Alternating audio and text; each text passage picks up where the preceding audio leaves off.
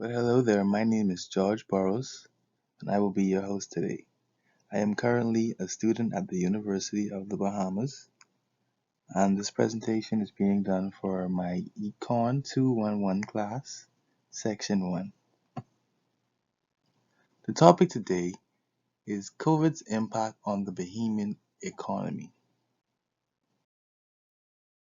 However, before we can dive into the impact COVID has had on the Bahamian economy, we must first come to understand what exactly is COVID-19. COVID-19 is a disease caused by a virus called SARS-CoV-2. This deadly virus has taken the lives of millions around the world. The virus can spread between individuals through inhaling the virus or when it comes into direct contact with the eyes, mouth, or nose. COVID has changed the entire world as we once knew it, from the way we conduct daily operations on a microeconomic scale and on a macroeconomic scale. COVID has affected every country's economic system. However, in this presentation, we are focusing on the Bahamian economy. So I present to you some areas in the Bahamian economy affected by COVID. For one, the healthcare system. Number two, the employment levels.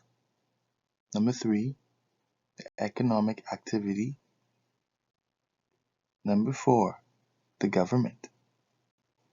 Number five, technology.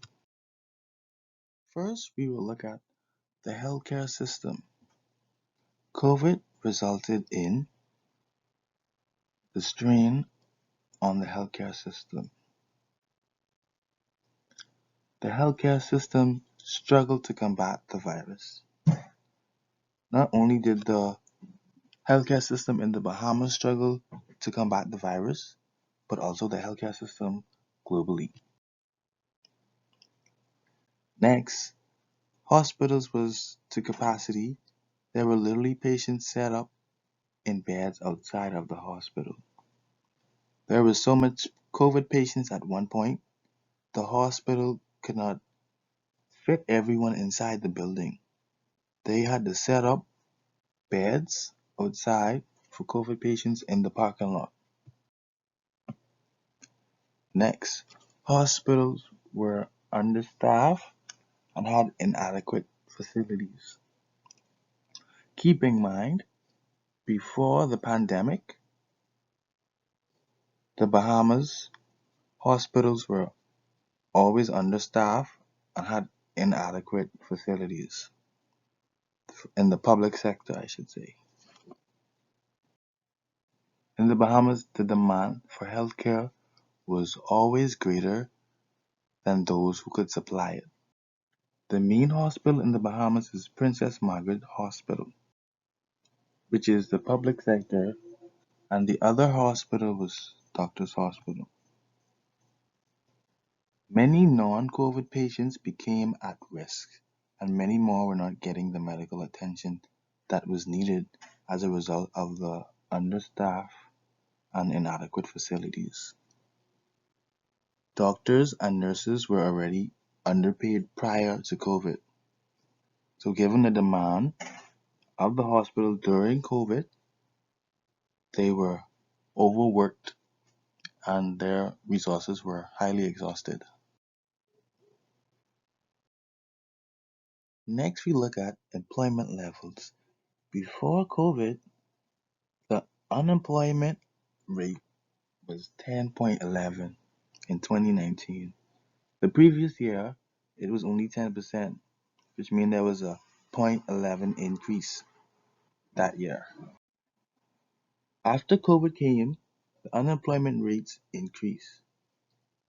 In 2020, the unemployment rate was 25%. And every economist knows The average unemployment rate for a country is 4 to 5%. Millions were spent on unemployment benefits for the Bahamas. At the time the F&M government was in power and its leader, Dr. Hubert Minnis, said there was around $118 million spent on unemployment benefits for the Bahamas, of which in the year 2021, February, an estimated 13% of the Bahamian workforce were still receiving unemployment benefits, financed by the government. Cyclical employment began to rise as a result of a decline in the economy and the government. The impact COVID had on the government. It affected the policies. Policies had to be implemented, such as curfew. Anyone caught out after curfew would be sent to jail or had to pay a fine. This fine sometimes ranged up to $300. The government imposed lockdowns. There were periods of times where the Bahamian citizens could not leave their home because of this lockdown. Anyone caught outside of their residence could receive a fine or serve jail time. There had to be new operating hours for businesses. After a certain time, businesses could not be open. This was done to limit the contact, the human to human contact. Next, many COVID protocols were implemented.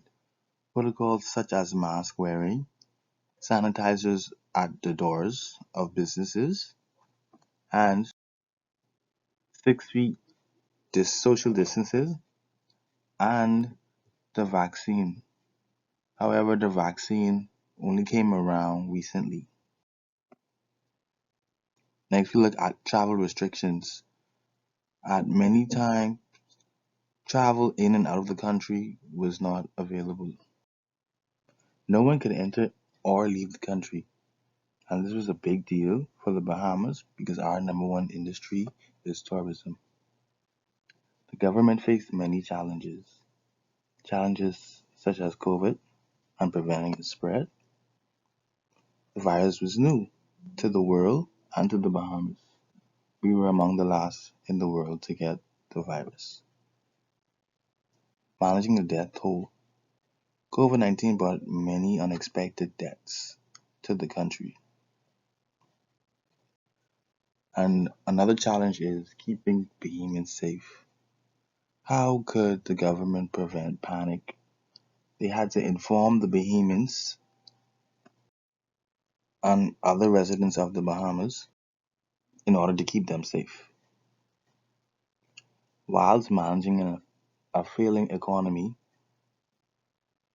and the decline in real GDP, as well as getting enough vaccines for the entire country. Many expenses came as a result of COVID. Unemployment benefits, which you heard about in the other slide, NIB funds, educational system. Some schools were allotted $5 million from the government, extra upon what the government already gives schools in order to stay open. Hospital funds occurred, business support funds. Next, we look at economic activity, such as the service industry, mainly tourism, real GDP, and how it declined. The service industry, otherwise known as tourism, began to fail because of COVID. Many people were afraid to travel at the time, so it hit the Bahamian economy hard. GDP stands for Gross Domestic Product, and it measures the country's output. Because people were afraid to travel and our number one industry was failing, our real GDP declined. Here we have real GDP presented by the International Monetary Fund. This graph was extracted from their website. And if you look closely, you can see here is where when COVID started and the rate in which the GDP fell, -15. And although it came with its challenges, the Bahamian economy started to recover. Side note, GDP represents monetary value of all final goods and services produced or sold on the market within 1 year. COVID also impacted the way the Bahamas relied on technology. We began to depend on it more for virtual learning, for efficiency, for cashless transactions, and updated systems. Many learning institutions converted to online learning, which for some it became more effective. Many old, outdated systems were updated. Many businesses turned to cashless transactions, and overall, it led to efficiency in the economy. Thank you for listening. The presentation is over. I hope you enjoyed it.